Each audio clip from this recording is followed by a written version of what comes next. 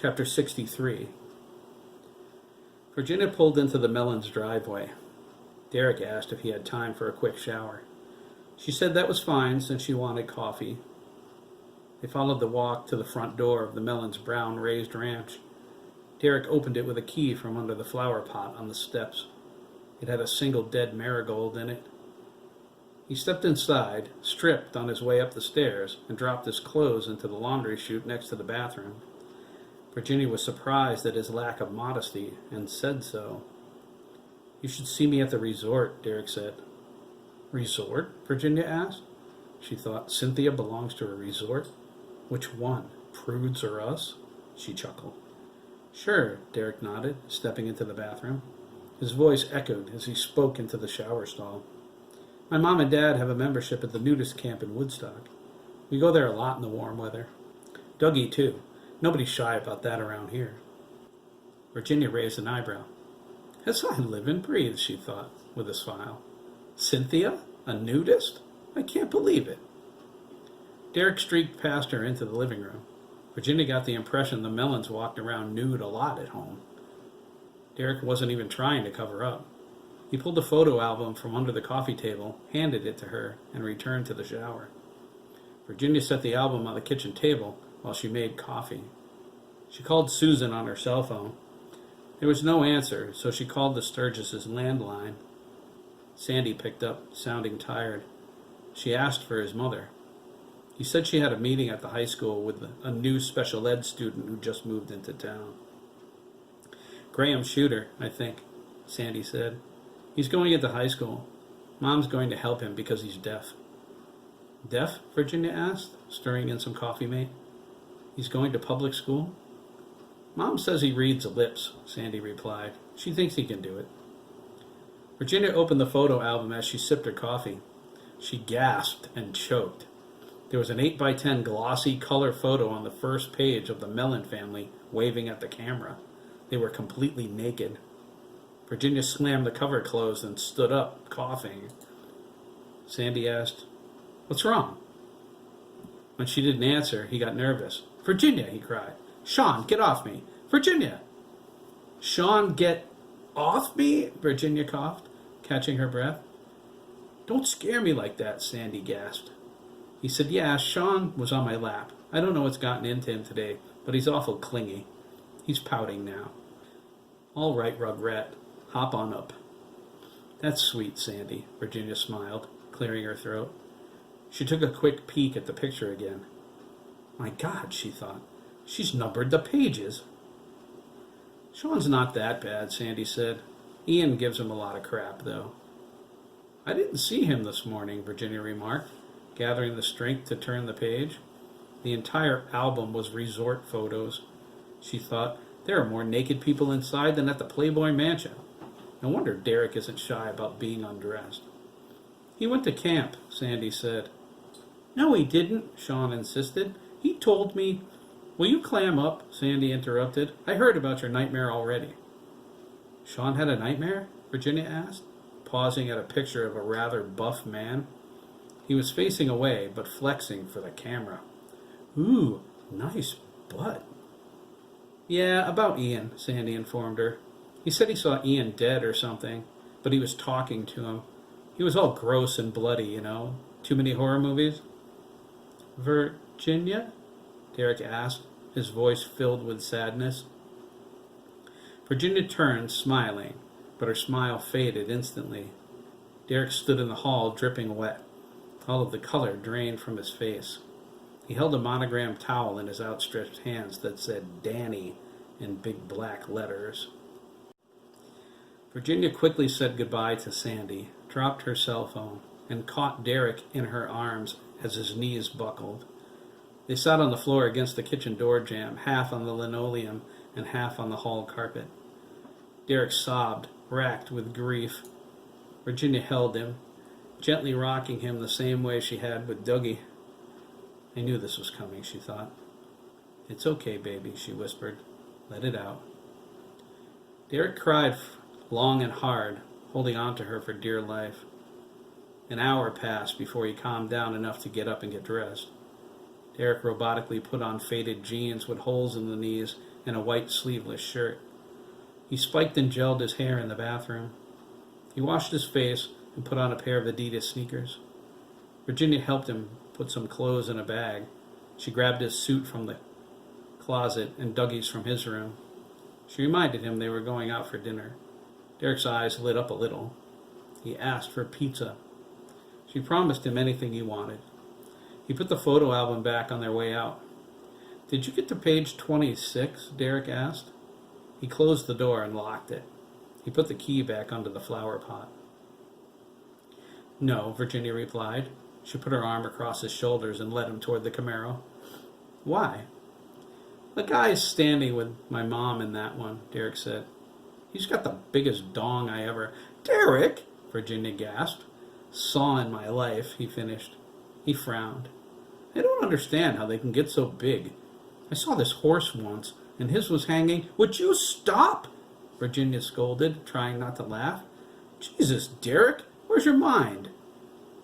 Halfway to the pizza parlor, Virginia looked at him. Derek was staring out the window, his mind a million miles away. His expression suggested he wasn't thinking about Dan. She wondered why he had such a preoccupation with sexual organs. She asked him if his parents ever talked to him about human development.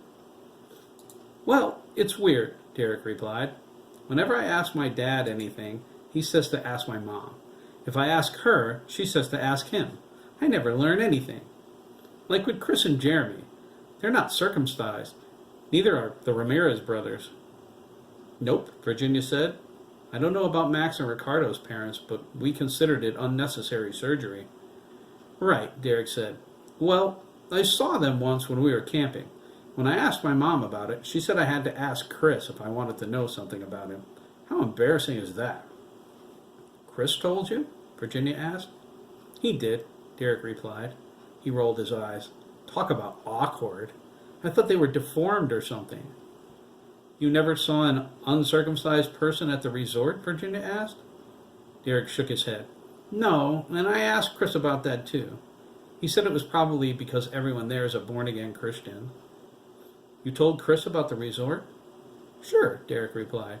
"He said he would talk to you about going sometime. He said you probably would, since you breastfed him and Jeremy in public all the time." "Oh, well, that's a little different, Derek," Virginia said. "How so?" "I covered myself with a baby blanket.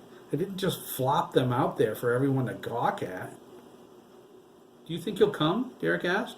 "Chris and Jeremy will, for sure. We go skinny dipping all the time when we camp at the swimming hole." "Sure, I guess. Skinny dipping?" She rolled her eyes. "Can we talk about something else?" she asked. She continued, "If there's something about human development I can answer for you, I'll try my best to help." "Well, there is something I've always wondered about," Derek said. "What's that?" Derek furrowed his brow. He asked, "What's a clitoris?" looking up at her. Virginia muttered, "Ask your mother." It was late afternoon before all the McKees made it home. Virginia and Derek beat the others by a half an hour. She took extra time after eating and bought Derek some shoes. He was under the impression he was wearing sneakers to the funeral. Wrong. They dropped his and his brother's suits off at the cleaners on their way back. They would be ready by tomorrow afternoon. Thomas had to stop and get shoes for Craig, too. Chris insisted on buying a new pair of his own. Jeremy gave in after some prodding and picked out a pair for himself. He didn't see the point. He probably would never wear them again after the funeral was over. They ate at Sizzler and raced back to Lancaster. They stopped at Jack's house to get Craig's bicycle. A repairman had just finished replacing the front window. Craig found out his grandmother paid for it. Thomas put the bike on the rack behind his Porsche. He bought it for Chris's bike, for when he had to pick him up from work. Craig was thrilled by the ride. He never went so fast in a car before. The Porsche felt glued to the ground. He never saw so much food in his life as there was in that restaurant either. He couldn't figure out how Chris, who was so skinny, could eat so much. He just kept shoveling it in. "Fairies have a fast metabolism, man," Jeremy said when Craig asked. Craig burst out laughing. Thomas rolled his eyes. Chris paused to flip his brother the bird in the middle of munching another carrot stick. No sooner were they upstairs and in their respective rooms when Chris's iPhone rang. It was Hiram, calling to tell Chris he didn't have to work the morning shift. He had the night shift instead. Kevin called on the house phone and told Derek he would be at the hospital with his mother if he needed to talk. Derek asked to speak to her, but Kevin said she was sleeping. In truth, they'd sedated her again. Cynthia woke up screaming. She said she saw dead Danny's bloody ghost sitting at the end of her bed. He was weeping.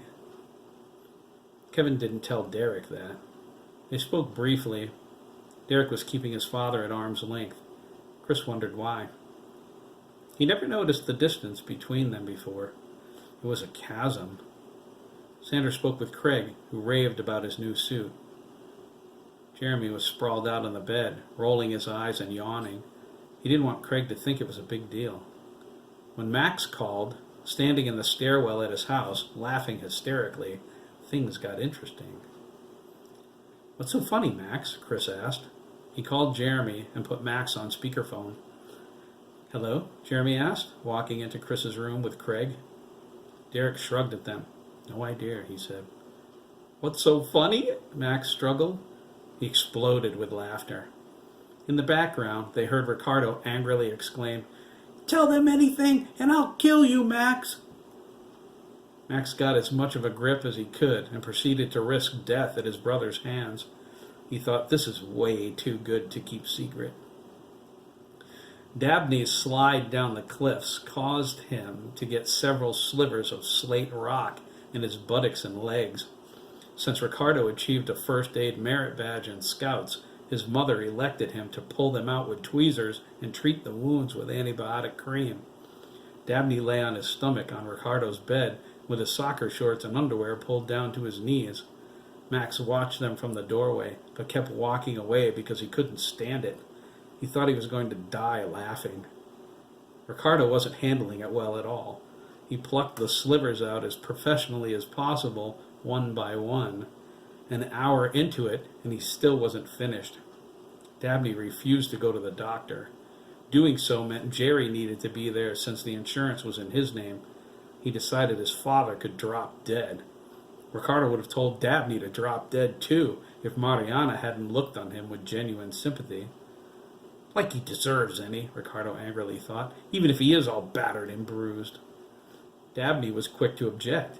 He didn't like the idea any more than Ricardo. Mariana asked him if he ever had an infection in that location. What would he do if it spread to his more sensitive areas? Dabney was so shocked at her frankness, he ran up to the bedroom. Ricardo decided if word ever got around about this, he would end up in prison for murder. "Ow!" Dabney cried, as a large sliver came out of his right buttock.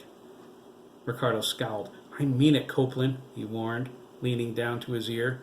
"One word about this to anyone, and they'll never find your body." "Don't worry about it, Ramirez," Dabney sighed, turning away. "Like I want this on the evening news?" He chuckled. "This is absurd. I only thought McKee went here." Ricardo's eyes became flaming orbs of death. "It feels a lot better, though," Dabney continued. He smiled, sensing Ricardo's biblical anger. "Grrr, grrr. Although you might want to ask Max what he plans to do with the picture he took with his phone. Does he have Instagram or something? Snapchat? Not sure I want my ass on the internet with your handprints all over it." "Max!" Once Chris finished showing everyone the picture Max texted him and laughing his head off, he expressed surprise Dabney was in the same room as Max and Ricardo, let alone at their house. Max didn't understand it either. "He's acting weird, Chris," he said. He told him about the incident on Route 41. They practically carried Dabney to their house when he refused to go home. He had blood running down his legs. "He's acting almost nice. He doesn't seem like the same Copeland I've always known, that's for sure." "Did he hit his head?" Chris asked. "Dabney's acting different? God, please, let it be the beginning of something, okay?" "No," Max whispered, "but Derek did. You should see him, man. He's all messed up." "Maybe that's what he needed," Jeremy said. He remembered the phone number in his yearbook and decided to use it. Ask him if I can call him. He gave me his number and told me I could, but you never know with Dabney. We should, Craig said. You have his number? Chris asked. You jelly? Jeremy asked. No, Chris cried. Craig snapped his tongue. You are so jelly. Max walked into the bedroom. Dabney was spreading antiseptic cream on his backside. Ricardo was finished with the slivers, but stormed out, refusing to do any more. Dabney pulled up his underwear and shorts. He sat on the bed. That hurt. He snickered. I'm never going to live this down. He remembered Ms. Adler and shuddered. He still couldn't say what he saw, no matter how hard he tried. He believed she did something to him, a spell or whatever. Jeremy wants to know if he can call you, Max said. I gave him my number, didn't I? Dabney snorted. He caught himself. I'm sorry, okay? I didn't mean that. God, Copeland, Max said. What's gotten into you, man? You almost seem human. Dabney shrugged, looking defeated. I don't know, Ramirez. My life seems so messed up today. Yes, Jeremy can call me. I'd like that. He swallowed. Is Chris there? I want to tell him I'm sorry about what I said at the pond. Max was stunned. He stared at Dabney with his mouth open. Do you want to talk to him? Dabney held his hand up. Not on the phone. What I said was really low and stupid. I want to apologize to him personally, if I can. Did you hear? Max asked, putting the phone back to his ear. I heard, Jeremy replied. I don't believe it, but I heard it. Me neither, Chris added. Something weird is going on. Tell him we can talk whenever he wants. I'm not mad about the pond. It was stupid on everybody's part. Max said he would tell him. They were going to walk Dabney home. Chris and Jeremy said goodbye, and Chris hung up. Jeremy noticed an odd expression on Chris's face. It was something like confused happiness. He smiled. Really, Chris? He asked. His smile grew wider. He pointed at his brother. You like him? Chris bit his lower lip. Oh my God, Jeremy cried. Chris grumbled, oh, be quiet. Derek received a ton of phone calls on the house phone from 8th grade well-wishers. He took them graciously, but by bedtime he felt drained. When the "Is Chris really gay?" calls started coming in, Virginia intercepted them and said Derek was asleep. Jeremy and Craig watched Star Trek The Undiscovered Country on DVD. Craig got up to hang his suit in the closet. He didn't want to leave his on the doorknob like Jeremy. He was afraid it might get knocked onto the floor. It was the best ensemble of clothes he'd ever owned. His eyes were focused on the TV rather than on what he was doing. There was a pin left in the jacket. It jabbed him in the finger. Craig cried out in pain, and so did Jeremy. They stared at each other. They were rubbing the same fingers. Jeremy's wasn't bleeding like Craig, but it still hurt. Craig walked over, laid backward, and put his head on Jeremy's side. Jeremy's head was against the headboard. You felt that? Craig whispered. Uh-huh, Jeremy whispered back. He swallowed hard. Holy Vulcan mind meld, Spock Dougan. He felt Craig's fear, too, and he said so. I can feel you, too, Craig said. I didn't notice it until now. You're not scared? Jeremy thought about it before he answered. He had a hard time distinguishing between his feelings and Craig's. He shrugged. Craig nodded. I'm scared, he said, staring at the ceiling. Jeremy said, I know you are. What's happening to us? Craig choked, almost sobbing. First the dream, and now this? I don't understand. What's going on? I don't know, man, Jeremy replied. I'm just glad it's happening with you. If it were anybody else, I'd be going nuts. Craig nodded. That made him feel better, but only a little. We should tell somebody about it. Your parents, maybe. Are you crazy? Jeremy asked. The pain in his finger was almost gone. Hey, dude, my parents may be liberal, but psychic phenomena? They'll think we're losing our marbles. Maybe we are, Craig replied. He felt Jeremy's annoyance and regretted his fear. Jeremy felt Craig's regret and tapped on top of his head. Sorry, Craig. I guess I'm a little scared too. It's kind of neat in a way, you know? I can feel whatever you feel. It's like we're mutants, Craig said, feeding into Jeremy's growing fascination. Yeah, he exclaimed, like X-Men. Yeah, Craig agreed, sitting up. They stayed awake most of the night rifling through Jeremy's comic book collection. It was the only place to find answers since Chris and Jeremy weren't allowed on their computers or cell phones this late. They started to get the hang of their predicament, but it was a slow process. They were linked somehow. They were feeling each other's emotional and physical states, but they had trouble distinguishing between the feelings. Jeremy got up to pee, only to realize he didn't have to go. Craig did. Craig went downstairs to get a drink, but he wasn't thirsty. Jeremy was. He gladly relieved Craig of the soda he acquired. The comic books they always enjoyed kept them open-minded. They accepted what was happening with a sense of awe rather than panic. It was a freak occurrence. It would disappear, they were sure. It was sunspots, a full moon. It's a crescent moon, Craig corrected. He pointed at it through the window. Jeremy scowled at him. Craig shrugged, and they laughed. They crawled into bed around 4 in the morning and fell asleep.